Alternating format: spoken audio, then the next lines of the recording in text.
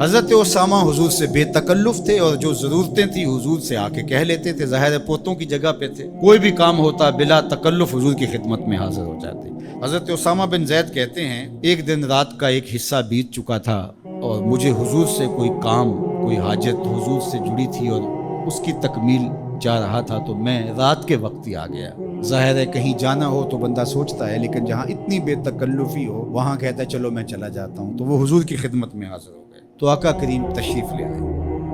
اللہ اکبر۔ حضور علیہ السلام نے ایسے ہی چادر لپیٹی تھی اور حضور کے اطراف میں ابھار تھے، لیکن مجھے نہیں پتا تھا کہ اندر کیا ہے، تو میں نے حضور سے حاجت کہی، حضور نے میری حاجت پوری کر۔ فلما فرغت من حاجتی، جب میں اپنی حاجت سے فارغ ہو گیا، جو میرا کام تھا وہ ہو گیا، تو پھر میں نے یہ سوال کر ہی لیا، قلت ما ھذا الذی انت مشتمل علیہ، میں نے کہا حضور یہ کیا ہے جس کے اوپر آپ نے چادر ڈال کر ڈھانپا ہوا ہے؟ فکشفہ، تو حضور نے کچھ بتانے کی بجائے چادر ہی کھول دی۔ جب چادر کھلی تو منظر صاف تھا۔ میں نے کیا دیکھا، سنو، حضرت اسامہ بن زید بن حارثہ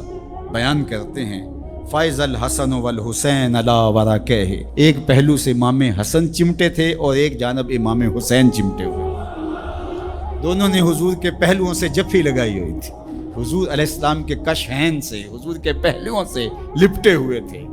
اللہ اکبر، ظالموں تم نے تیر حضور کے پہلوؤں پہ مارا ہے،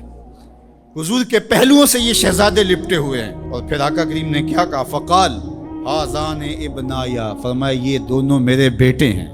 و ابناؤ ابنتی، اور میری بیٹی کے بیٹے ہیں، اللہم انی احبہما، اے اللہ میں ان سے پیار کرتا ہوں، فاحبہما، تو ان سے پیار کر، فاحب من یحبہما، اور جو ان دونوں سے پیار کرے مالک اس سے بھی پیار کرے۔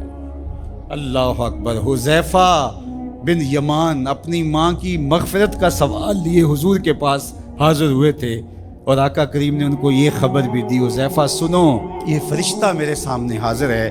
اور یہ میری فاطمہ اور میرے حسن حسین کے لیے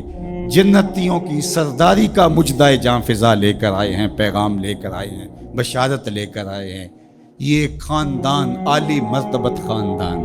کبھی حضور ان کو چادر میں سمیٹ لیتے ہیں، کبھی مباہلے کی آیت کا مصداق یہ قرار پاتے ہیں اور فرماتے ہیں اللہم ہؤلاء اہل بیتی، یہ ہیں میرے اہل بیت، اور کبھی آقا کریم علیہ السلام کندھوں پہ سوار کرتے ہیں، کبھی حضور کی پشت پہ سواری ہوتی ہے، اور کبھی حضور بشارتیں دیتے ہیں کہ لوگوں کو بتا دو کہ یہ میرے فرزند، یہ عالی مرتبت شہزادے جنتی جوانوں کے سردار ہیں، اور میری شہزادی جنتی خواتین کی سردار۔ یہ عالی مرتبت خاندان جن کی عظمتیں اتنی بلند ہیں اور جن کی رفعتوں کے پھریرے لہرا رہے ہیں، تو جتنا اونچا منصب ہوگا امتحان بھی تو اتنا اونچا ہوگا، جتنی بڑی شان ہوگی تو امتحان بھی اس کے مطابق ہوگا۔ پھر 10 محرم کو جو امتحان ان شہزادوں نے دیا اور ثابت کیا کہ ہم سرداران جو جنت ہیں وہ ایسے ہی نہیں بن گئے، کیسے کڑے امتحان سے گزر کر کے ہم اس مرتبہ رفیع کے اپنے آپ کو حقدار بتا رہے ہیں۔ کوئی یہ نہ کہے کہ پیغمبر نے اپنے نواسے جان کے ایسے ہی بشارت دے دی تھی اور یہ عظمت ان کو حاصل ہو گئی تھی، ورنہ ان کے اندر کیا رکھا تھا۔ اب زمانہ دیکھے کہ جو حسین ابن علی نے کر کے دکھایا ہے، زمانے میں کوئی دکھائے تو صحیح۔ عظمتوں کی جس مسند پہ بیٹھے شہزادہ رسول دکھائی دیتے ہیں اور شہزادی رسول دکھائی دیتی ہیں اور امام حسن دکھائی دیتے ہیں، یہ الگ الگ عنوانات ہیں، جس عنوان پہ آئیں تو ایک کائنات بسی ہوئی ہے۔ اللہ جل شانہ ان شہزادوں کی برکت سے ہمیں دین کا حقیقی شعور عطا کر دے۔